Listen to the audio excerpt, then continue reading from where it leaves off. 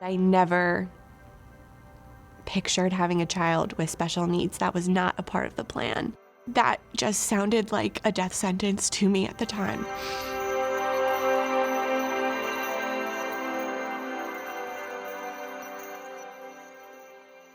We went to the 20-week ultrasound where we were just expecting to find out whether we were having a boy or girl. They said that they found a major heart defect as well as a couple other abnormalities that encouraged them to kind of have us seek more specialized care down at the Children's Hospital of Philadelphia. But we didn't know much other than a heart defect, which would most likely require surgery when she was born.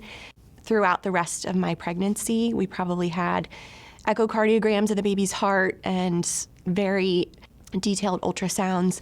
As the scans were progressing, they were continually finding all of these abnormalities about our daughter Blair. They advised that if it would cause us to terminate the pregnancy, that we should seek answers sooner than later. That was the point at which we really started wrestling. Whatever the results would be, it wouldn't change our desire to have the child. There was a very poignant moment when she was born, and when they handed her to me, and I looked at her face, I knew there was a problem.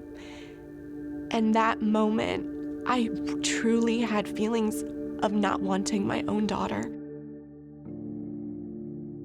I think we all know what that's like.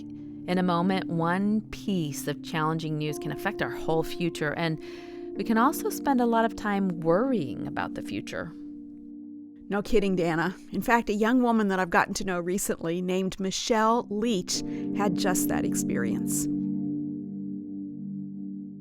Right after their second child was born, Michelle and Mark received the kind of news that no parent wants to hear.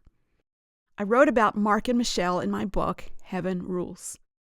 That moment, they had to decide, are we going to let fear overtake us?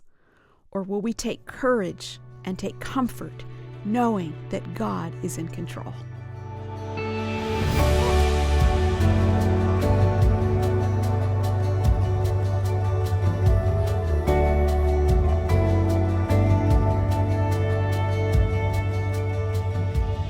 At that point on, the Lord really began using Blair to just pull a lot of sin to the surface of my heart, sin that had always been there.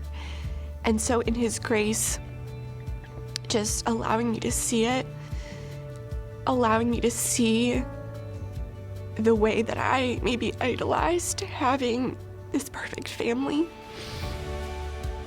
sin in the way that I feared having a child that had disabilities, the ways that I was trying to control what my little world that was around me.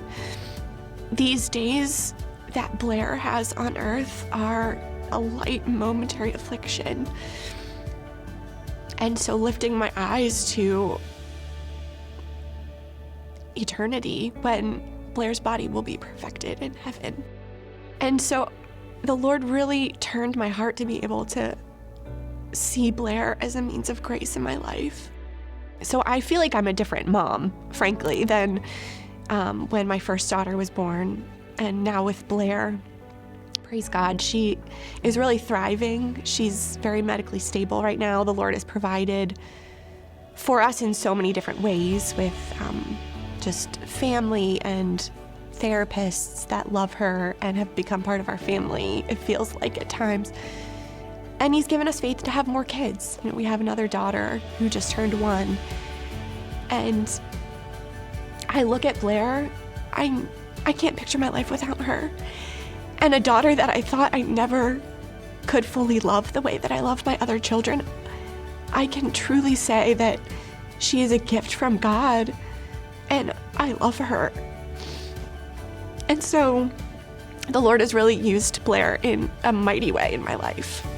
I read